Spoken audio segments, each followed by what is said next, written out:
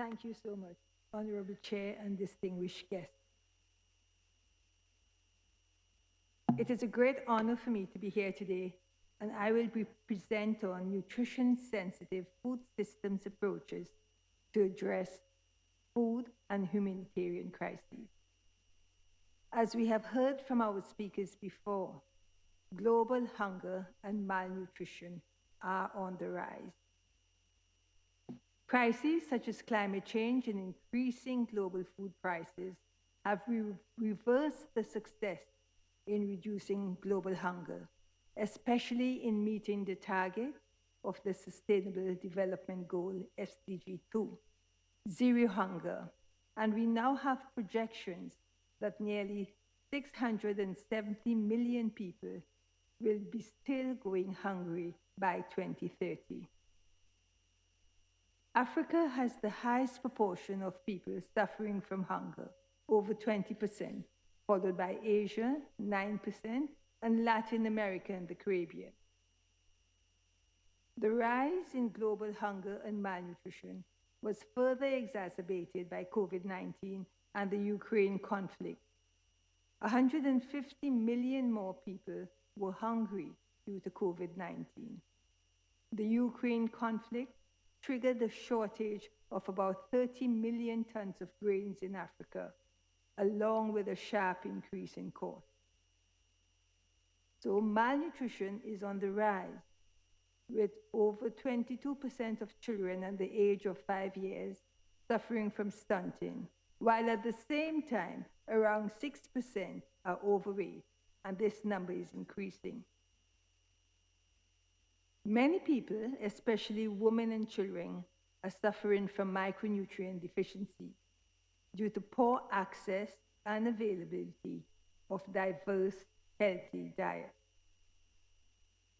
Malnutrition in vulnerable populations, such as women and children, in the first 1,000 days of life may have intergenerational negative consequences, and in the long term, lead to decreased national productivity and increased spending on public health, education, and related systems. I want to use the framework proposed by the high-level panel of experts of the Committee of World Food Security on food systems approaches. Fragmented food systems have led to negative impacts, such as inequality in access, availability, and distribution of food, especially for the poor and vulnerable. Acute crises and shocks further exacerbate these impacts. The food systems framework, as you see here, which may seem quite complex, presents the multi-dimensional linkages that stakeholders and interactions should use to frame the development and design of interventions, both short and long term, in order that we can effectively address food and humanitarian crises.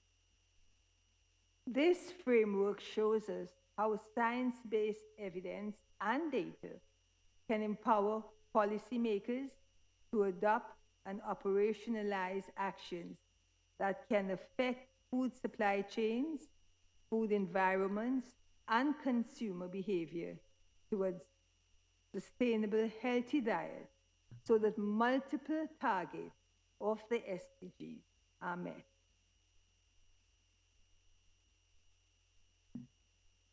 Nutrition-sensitive food systems approach enable practitioners to design and develop people-centric innovations that bring nutrition to the fore. Nutrition-sensitive food systems approach are context and culturally specific and can be adopted and adapted to meet the multifaceted challenges to address food and humanitarian crises. Nutrition-sensitive food systems approaches move the narrative from feeding hungry populations to nourishing people, ensuring that foods consumed not only meet energy requirements, but as well micronutrient requirements. And that these food systems are diverse, nutritious, safe, and healthy. Nutrition-sensitive approaches can be integrated into multiple entry points in the food systems framework and through pathways such as developing innovations, shaping policies, and building capacity. Short-term actions must be responsive while taking into consideration the need to make decisions with gaps in information availability and risk. It should also be noted that short-term responses can also have long-term consequences, which may further affect communities which are already vulnerable. I will now present 3 nutrition-sensitive approaches that have delivered positive responses in times of crisis. The first one is from Madagascar, based on an approach using orange sweet potato. In June 2021, a severe drought hit southern Madagascar, causing the worst case of hunger and malnutrition in the region in the past 40 years. The situation worsened due to COVID-19, and many of the people in this region are smallholder farmers whose diets and livelihoods are dependent on their own production.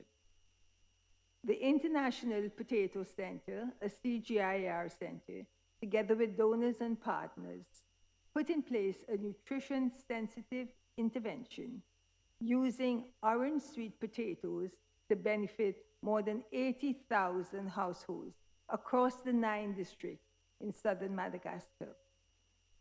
Orange sweet potatoes complemented the availability of other staples, rice and cassava, and at the same time provided vitamin A to these communities. 3 drought-resistant, early maturing varieties of orange sweet potatoes were distributed to farmers, complementing the existing local varieties that were already in cultivation. Stock vines were made available in these regions through a decentralized vines multiplier system. In addition, community agent peers, 1 woman, 1 man, of trainers were engaged to ensure dissemination of stock vines to individual households. These community agents were trained to use digital tools to collect relevant production and household data. Nutrition messaging and cooking demonstrations were also included as part of this intervention, while further empowering households to benefit from consuming these drought-resistant, early maturing orange sweet potato varieties. The next approach I will present is about the production of small fish and small fish powder in the state of Odisha in India. The state government of Odisha in 2021 launched a nutrition strategy to address malnutrition, especially among young children, adolescent girls, and pregnant and lactating women. In this strategy, one of the interventions was to include the use of small fish and small fish-based products as nutritious and safe food. Together with WorldFish, another CGIAR center, solar drying tents were constructed for women self-help groups. There are 10 women in each self-help group in the coastal communities to produce dried small fish and fish powder, which were then packed and distributed to Angawadis, these are child care centers, and used in take-home rations and hot cooked meals in school feeding programs. The use of solar drying tents greatly reduced the time needed to dry fish, while increasing the nutrient density and improving food safety. When processed into fish powder, the benefits increase. Small fish powder has a long shelf life at ambient temperature and can be packaged in different sizes for long distance transport. Small fish powder can be directly added into cooked dishes and easily integrated into ready-to-use therapeutic food packages, which are commonly used as food aid in response to food crises. This is an example of how CGIAR, together with partners, deliver impact by shaping and operationalizing nutrition-sensitive policies to improve food and nutrition security. While these policies are developed with a long-term goal, the strategies and innovations such as small fish powder can be integrated as immediate solutions to address food crisis. This approach is particularly relevant for addressing food and humanitarian crises in large ocean states. For example, the small islands in the Caribbean, where I come from, and islands in the Pacific. The third approach, nutrition-sensitive food systems approach, I'll talk about is building capacity to respond to food crises. While we cannot always predict the onset of crises, there are many nutrition-sensitive food systems approaches that can be adopted to build resilience and adaptability in times of shock and disruption. Also, we can combine science-based evidence and nutrition-sensitive training and messaging to build capacity of diverse actors, from governments to communities and households, through multiple entry points in the food systems framework, as I showed before. During the COVID-19 lockdowns in Bangladesh, CGIAR centers got together, the International Maize and Wheat Improvement Center, the International Food Policy Research Institute, the International Rice Research Institute, and WorldFish. And these centers galvanize coordination and research capacities across food systems to respond to the country's needs. The centers implemented the following nutrition-sensitive approaches to ensure that food systems met the needs of the crises in Bangladesh. The centers provided advice on relief efforts, including to frontliners and food aid agencies, on which foods to include in household food aid programs to ensure nutritious and safe diets, as well as long-term food storage.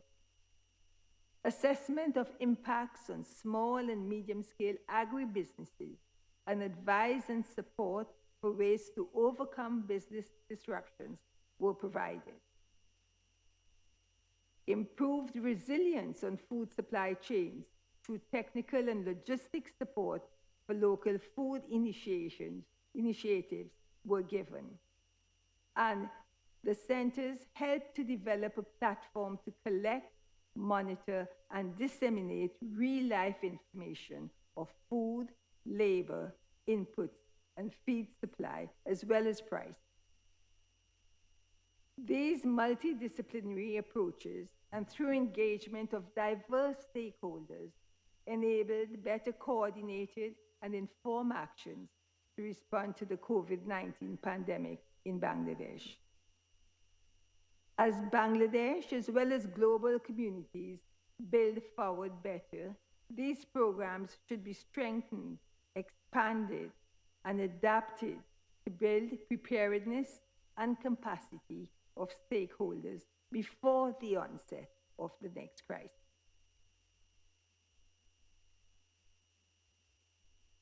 While food and humanitarian crises are often unpredictable, there are many nutrition-sensitive approaches and innovations that can be adopted and adapted to secure and build resilient food systems, especially for those who are most vulnerable. Science-based evidence and innovations must be complemented by sound policies and strong capacity-building programs, as shown in the examples that I have presented, so that diverse actors in the food systems are equipped with nutrition-sensitive food systems approaches. Greater investments in science and capacity building initiatives, especially among first responders and the frontliners, are needed to address food and humanitarian crises. Thank you so much.